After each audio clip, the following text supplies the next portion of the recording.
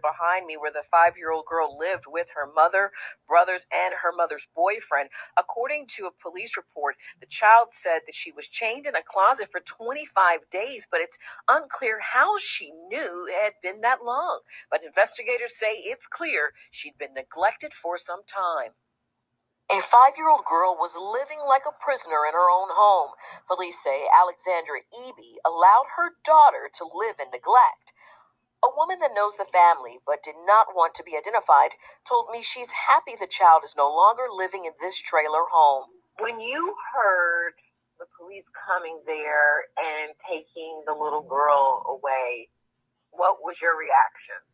Relieved that they were going to a safer environment is the best way I can describe it, because I already know that they weren't being treated correctly. They dropped so much weight whenever they were living there. According to the police report, the child was found severely abused on December 14th. The victim appeared to be extremely weak and emaciated. The victim has open wounds covering the length of her body. The report also says victim had parts of skin falling off of her body. The child was rushed to Wolfson's Children's Hospital.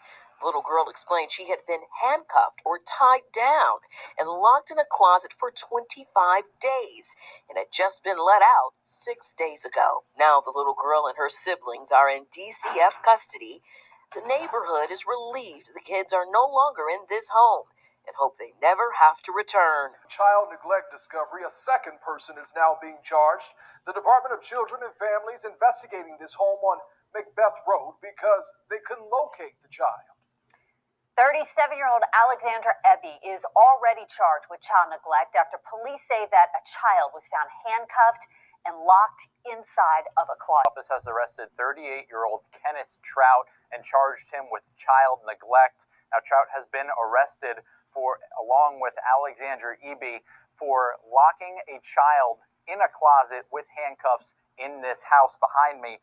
In a police incident report, it says DCF went to the house on Macbeth Road on December 14th for a welfare check on the child. The Jacksonville Sheriff's Office says it was called to the house by DCF because the agency feared the child may be dead.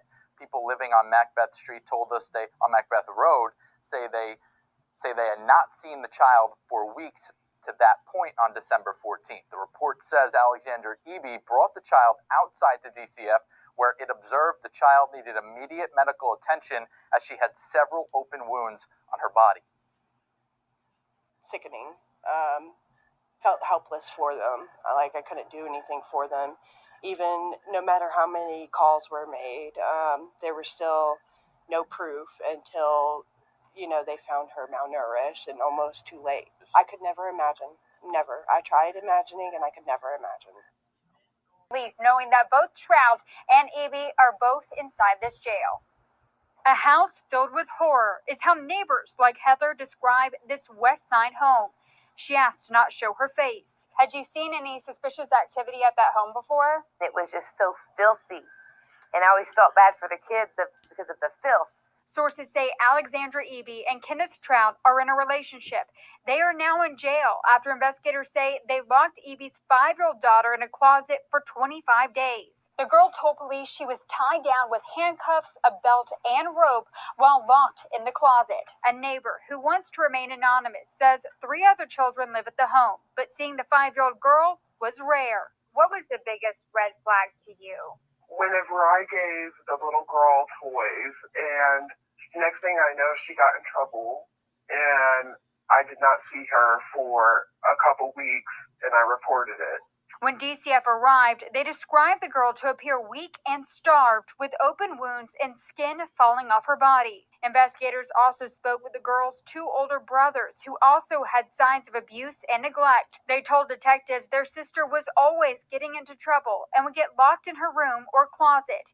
One boy says he fed his sister a couple days before DCF arrived, but wasn't sure who fed her before that. They were more like the parents, and they even expressed to me that they cooked chicken nuggets and corn dogs for their meals every night, and that's whenever they were allowed to. With Trout and Eby in jail, neighbors feel the children are now safe from horror. Sources close to the 5-year-old girl's family tells me that she is with a family member and she is currently still in the hospital.